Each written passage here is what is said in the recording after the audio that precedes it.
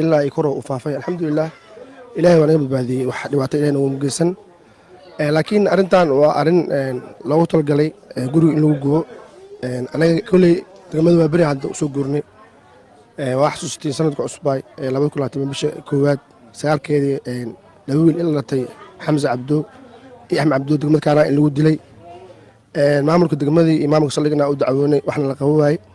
si arrima amni darteeda marka ugu soo guurnay waa beri usoo guurnay xaafadan la dhahay sarkaduuda anagii haddana usoo guurnay dhibaato qabnay wiilashan la dilay haddana in degmadii waa beri laga daba imaado gurigna lagu gubo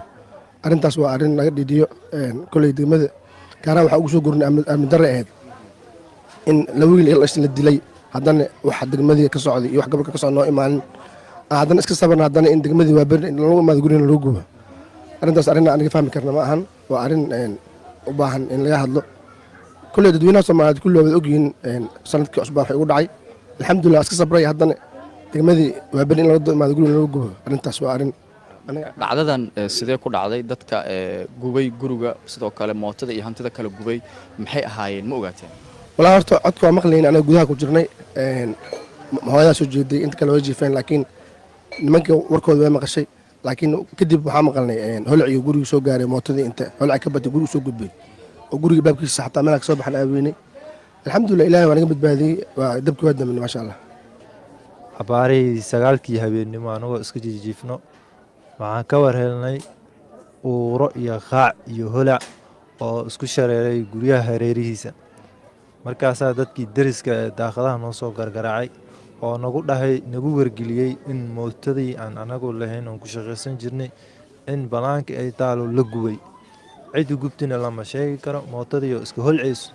aan anagii soo kacanay banaankii waan soo bixi weynay dabkii beran u daminaan waanay ilaa iyo dadka xaafadda ay soo gurmadaan oo dabkii ay demiyaan dhacdadan ma ahan mid oo xalay keliya dhacday laakiin intii dhacdo soo dhacday waa midii ugu foosha xumeed ugu xanuunka badneed markii aan ka hadlayo shakhsiyaddeyda sababtoo ah wixii aan xoogga kusoo dhacsanayay oo qutulyoonkii aan kusoo shaqaysanayay aan rag aan heebtooda la aqoonsan karin meelay ka yimaadeen aan la garanaynin maanta saan yeeleen cid ay ka qarsoon tahay ma jirto in dhacdadan maanta aniga ay ku dhacday maanta haddii oo aan dhaho degmada waa beri aan tago gobolka banaadir aan tago dowladda haddaan u carbaabiyo cid maanta cadaalad ii raadinaysana maba lahan cid mootadeedii saan la yeelay cid oo micnaha oo maxaa la dhihi jiray oo lacagteeda ii soo naqaysa ma lahan cid walba dhegayga ka furinaya marka arrintan waa arrin aad u fool xun waaye anaga degmada waa beri waxaan ka codsanaynaa dhacdadanaa nagu dhacday xaqaan leenahay xuquuqaan naga maqan cidda anaga dhibkaan noo geysatay waxaa ka mas-uulaya degmada waa beri anagu dadkaan meel ay ka yimaadeen ma naqaano